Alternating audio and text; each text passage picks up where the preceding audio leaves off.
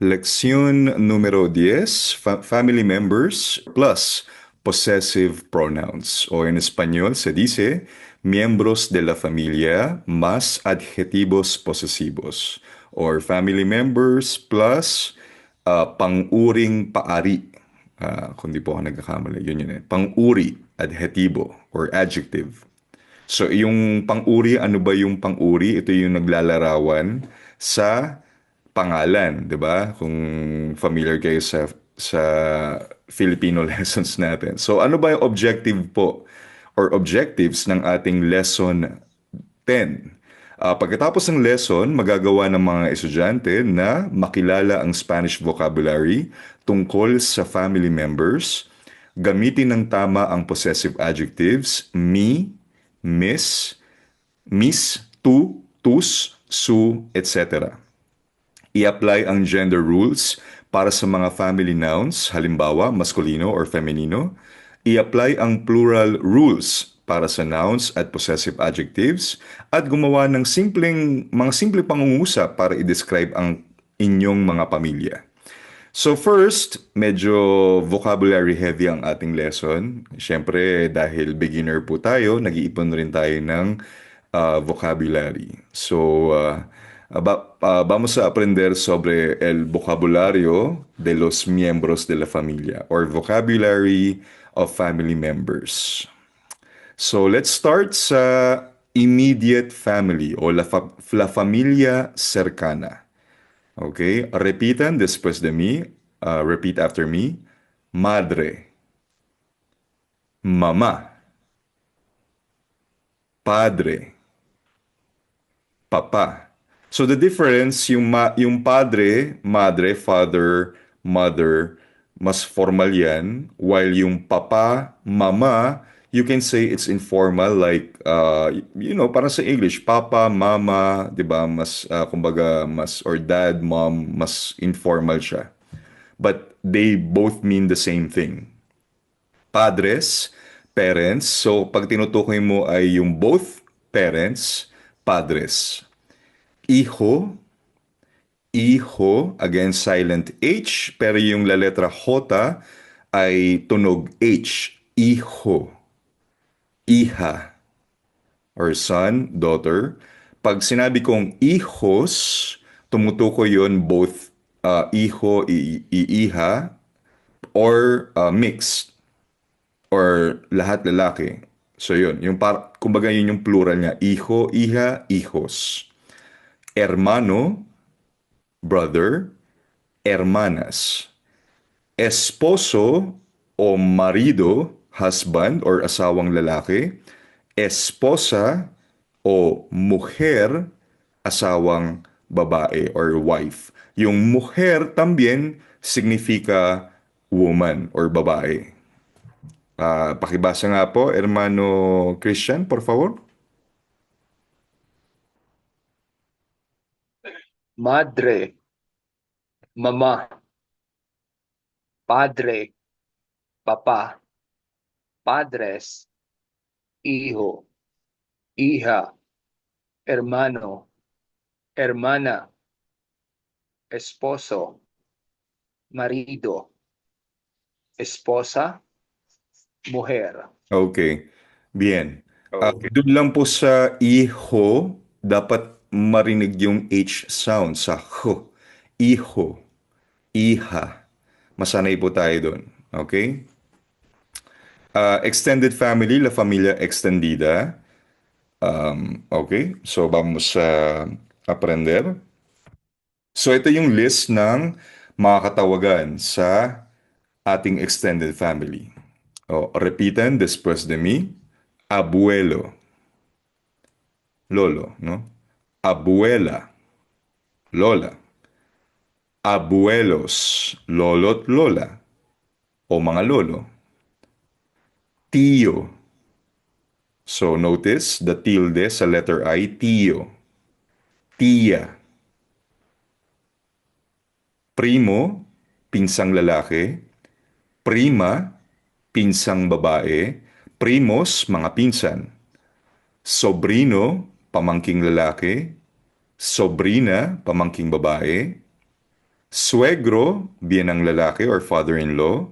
Suegra, biyenang babae, mother-in-law or suegros, mga biyenan, no? Yerno, manugang na lalaki or son-in-law.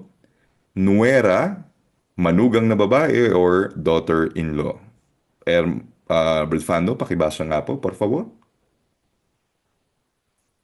Abuelo, Mm. abuela, abuelos, tío, tía, primo, prima, sobrino, sobrina, suegro, suegra, yerno, nuera. Muy bien. Marahil pwede rin nyo ring marinig sa mga native speaker yung salitang abuelito, yung pinapalitan nila yung dulo ng ito or ita. It's the same thing. Yun rin yung kahulugan niya, abuelito, lolo. Pero kumbaga mas pinalambing. Ayun. Kumbaga parang may lambing kapag pinalitan mo yung o tsaka a ng ito, ita. Pero pag-aaralan natin yan next time, no? Para lang sa kaalaman ninyo. Baka may marinig kasi kayo, mi abuelito, mi abuelita, o algo así. Okay? Other common family words, familia, of course, pamilya or family. Mascota, pet or alagang hayop. Bebe, bebe. So, el bebe, la bebe. Baby or sanggol. In other countries, they would use the word nene or nena to mean baby. So like for example, dito sa Argentina, mas ginagamit yung word na nene or nena for baby. But in general, it's bebe. Okay? Gemelos, gemelas, twins, kambal. Hijastro, stepson. Hijastra, stepdaughter. Padrastro, stepfather. Madrastra, stepmother. Hermanastro, stepbrother. Hermanastra, stepsister. Pakibasa nga, Hermano Moises, por favor.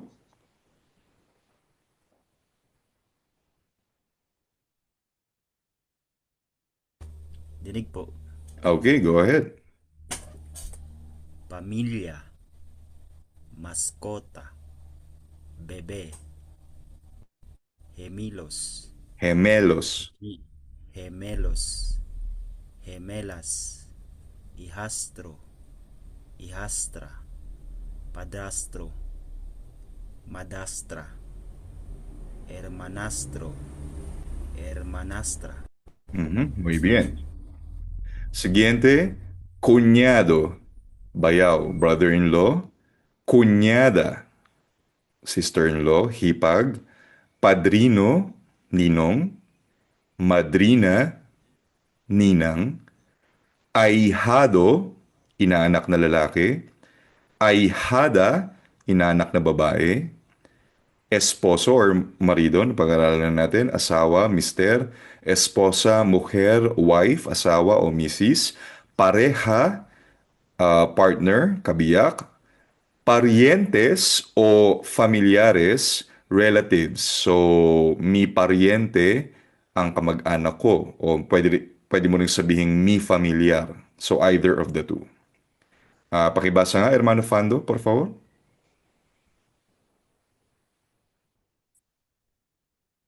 Cuñado, cuñada, padrino, madrina, ahijado, ahijada, esposo, esposa, pareja, parientes. Familiares. Familiares. Muy bien. So very important po yan dahil syempre isa sa madalas na topic ng isang conversation ay patungkol sa pamilya. So you should be aware sa mga Spanish term pagdating sa family members at maging sa extended family. So some of the gender rules for family words, again, obviously, kapag nagtatapos sa A o la letra A, Usually it's feminine. For example, hija, hermana, abuela, prima, etc.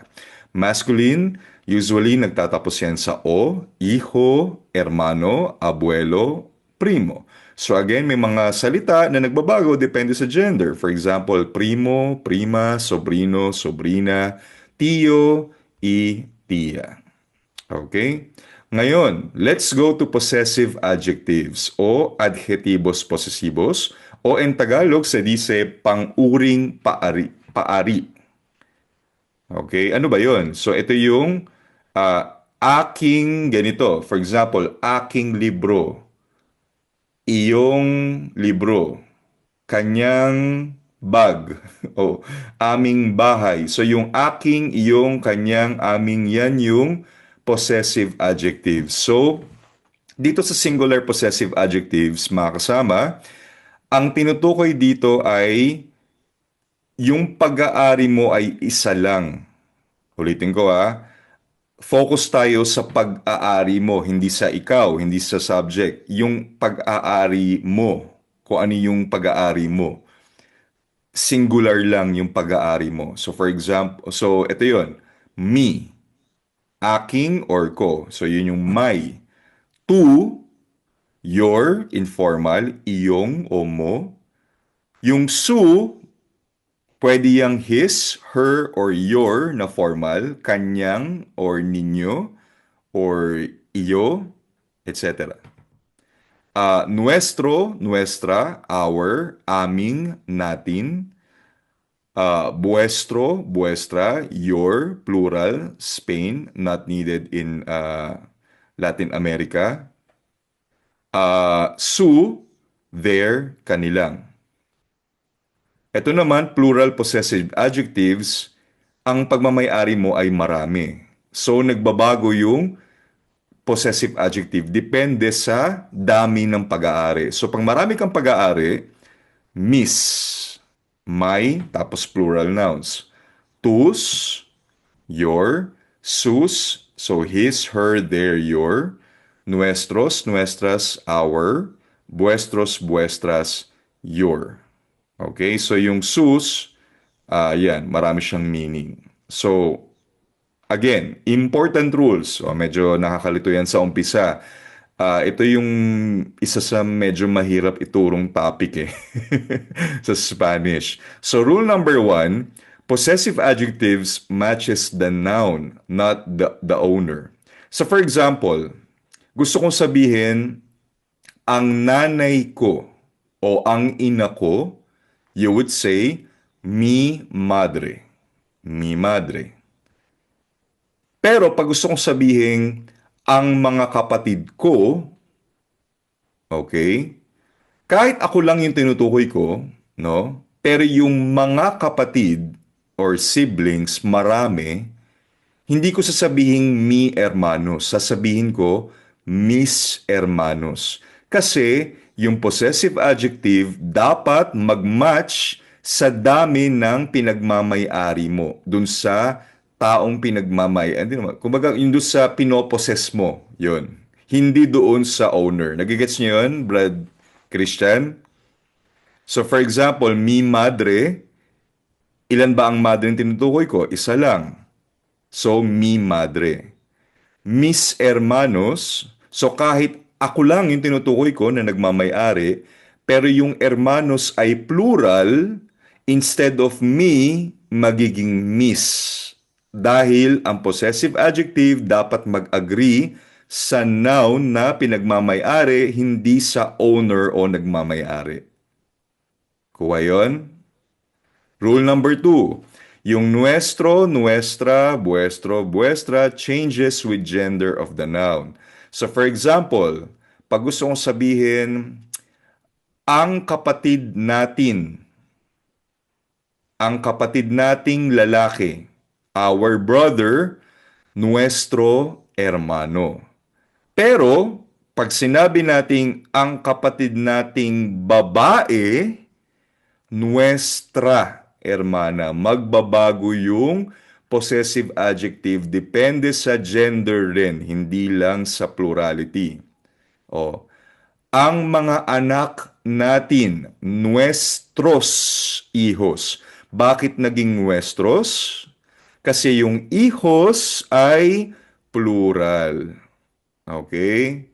Nuestras hijas, ang mga anak nating babae. Naging nuestras kasi plural at feminine yung ihas. Nagigets? Kuha po? Kuha ba, Brad John Rel? Ayun. Tapos yung rule number 3, yung su at sus, pwede yung maging his, her, their, or your formal, yung usted form. At sa context na lang yan, magka-clarify kung ano yung tinutukoy mo, kung sino yung nagmamayari. So some examples, possessive plus family member, mi madre, my mother, tu hermano, your brother, informal, su hija, his or her daughter, or pwede ring your daughter, formal, nuestros padres, our parents, sus abuelos, their grandparents, or you can also say your grandparents, kasi nga yung su at sus, pwede yung you, formal, his, her, or their. Ser plus family role, ella es mi madre, she is my mother. Él es mi hermano, he is my brother. So, possessive plus description sentences. Mi padre es amable. My father is kind. Mi hermana es bonita y simpático. So yung la letra Y o Y, yung letter Y, ang ibig sabihin niyan ay and or at sa Tagalog. Ang base dyan ay I. Mi hermana es bonita y simpática. My sister is pretty and friendly.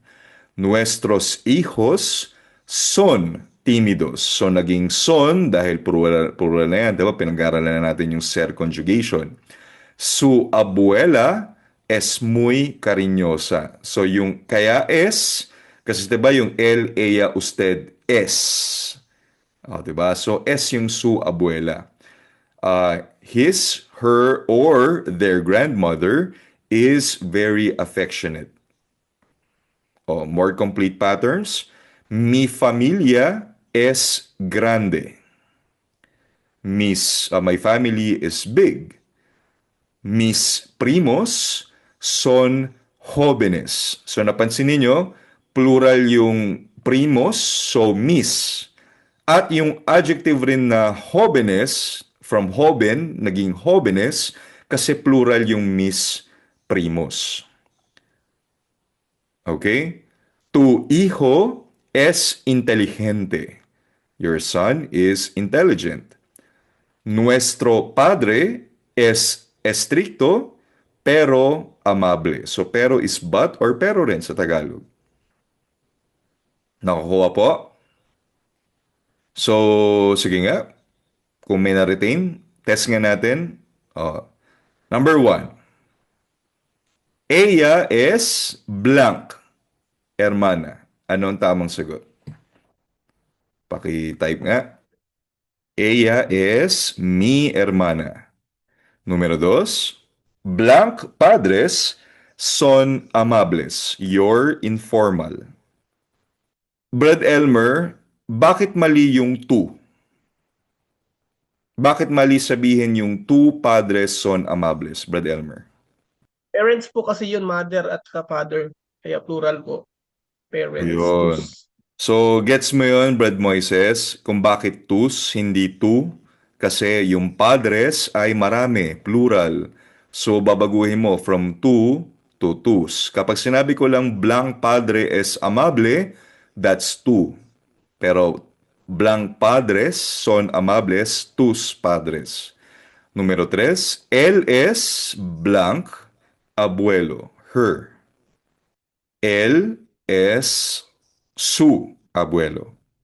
Número 4, blank tíos son divertidos, our.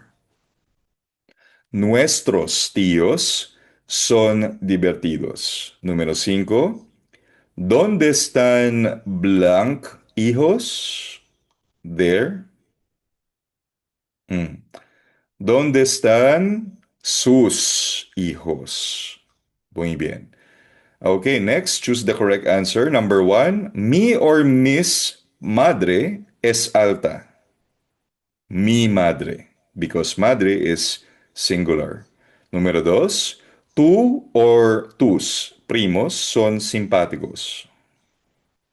Tus primos son simpáticos. Número tres, Blanc, hija, es bonita. Su hija es bonita. Número cuatro, nuestro o nuestra abuela es seria. Nuestra. Y número cinco, nuestros o nuestras hermanos son jóvenes. Nuestros hermanos son jóvenes. Señor hermano Elmer, por favor, lea las oraciones o las frases, por favor. Ella es mi hermana. Ujú. Tus padres son amables. Son. Tus padres son amables. Ujú. Él es tu abuelo. Nuestros tíos son divertidos. ¿Dónde están sus hijos? Mi madre es alta. Ujú. Tus primos son simpáticos. Su hija es bonita. Nuestra abuela es seria. Seria. Seria. Walang Seria. talian yung Nuestra term. abuela es seria. Mhm. Nuestros hermanos son jóvenes. Muy bien.